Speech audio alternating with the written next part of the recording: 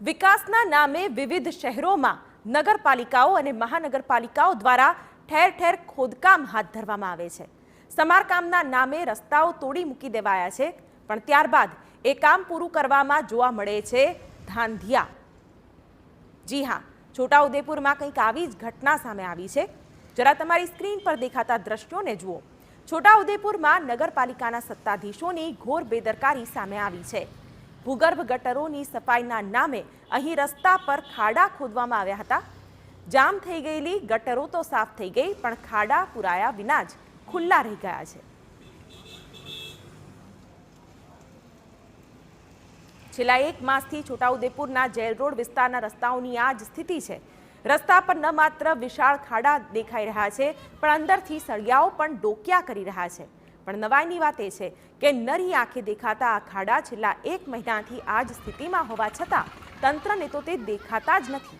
પ્રશ્ન એ છે કે શું તંત્ર કોઈ દુર્ઘટનાની રાહ જોઈ રહ્યું છે? નગર સેવા સદન દ્વારા તાત્કાલિક એનો નિર્ણય લઈને એને સફાઈ કરવામાં આવી અને વેક્યુમથી ખેંચી લેવામાં આવી। સારું કામ કર્યું, પણ ત્યારબાદ આજે એક મહિનો ઉપર થવાયું। આપ જોઈ શકો છો મારી પાછળ બધા ખુલ્લા મૂકીને ગયા છે। સળિયા ઊંચા છે, ખાડાઓ છે, જેમ તેમ પથરાઓ પડ્યા છે। જાહેર રસ્તાઓ પર, અંદર સોસાયટીઓમાં એમને સળિયો વાગી જાય, કોઈ બાઇક વાળા અંધારામાં ના દેખાય તો એ પડી જાય, અકસ્માત થાય। તો મને એવું લાગી રહ્યું છે કે છોટાઉદેપુર નગર સેવા સદન જ્યાં સુધી કોઈનું મૃત્યુ નહીં થાય ત્યાં સુધી આ કામનો નિર્ણય નહીં લાવે। ગુજરાતમાં એક નિયમ જ બની ગયો છે કે કોઈક દુર્ઘટના ઘટે ત્યાર પછી સરકાર એક્શનમાં આવતી હોય છે, તંત્ર એક્શનમાં આવતું હોય છે। આવો જ એક જે છોટાઉદેપુરનો વિસ્તાર છે કે જે વિસ્તારની અંદર ભૂગર્ભ જે લાઈનો કરવામાં આવી હતી 2015-16 ની અંદર, ત્યાર પછી આજે ચોકઅપ થઈ અને આ જે સફાઈના નામે આજે ખાડા ખોદી દેવામાં આવ્યા છે। આપ જોઈ શકો છો કે આ જે ખાડા છે એ ખાડા છેલ્લા એક માસથી ખોદવામાં આવ્યા છે।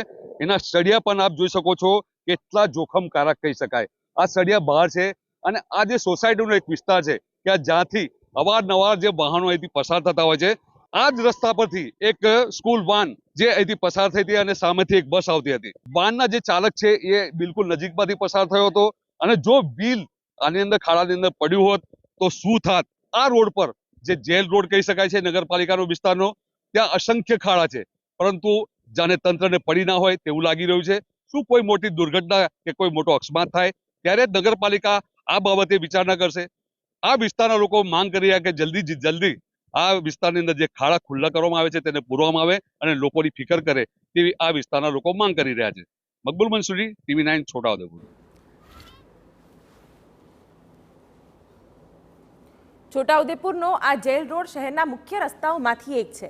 દિવસ દરમિયાન આ રોડ પરથી અનેક વાહનો પસાર થાય છે।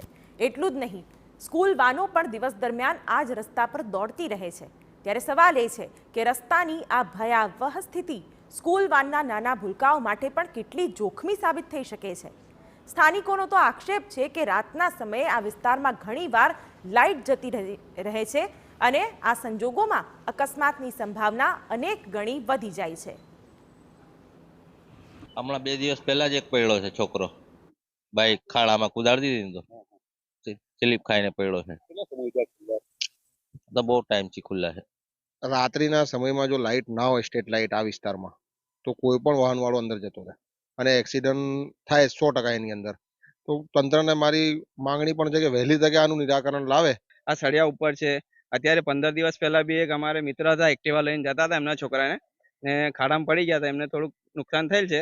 આ સળિયા આપ જોઈ શકો છો કે અત્યાર સુધી અહીં કોઈ તકેદારી લેવામાં આવતી નથી। વહેલી તકે આ લોકો આ કામ પૂર્ણ કરે એવી અમારી માંગ છે। રસ્તાની આ સ્થિતિ અંગે TV9ને જ્યારે તંત્રને પૂછ્યું ત્યારે પહેલા તો એવો જવાબ મળ્યો કે તેમને આ ખાડા અંગે કંઈ જાણ જ નથી। પછી તેમણે શું કહ્યું તે જરા સાંભળો। સદર ચોકઅપ લાઇન હાલમાં જામ હોવાથી એનો રનઓફ કરવામાં આવેલ છે। જે રનઓફ પત્યા બાદ તેના ખાડા જે પૂરવામાં આવશે। ખાડા કાલ સુધીમાં પૂરી દેવામાં આવશે। આવતીકાલ સુધીમાં ખાડા પૂરી દેવામાં આવશે અને સળિયા પણ કટિંગ કરી દેવામાં આવશે। ખાડા જલ્દી પૂરવાનો દાવો તો કરાઈ રહ્યો છે, પણ પ્રશ્ન એ છે કે TV9ના સવાલો બાદ જાગતું તંત્ર સમયસર કામગીરી પૂર્ણ કેમ નથી કરતું? શા માટે દર વખતે દુર્ઘટનાની રાહ જોવામાં આવે છે?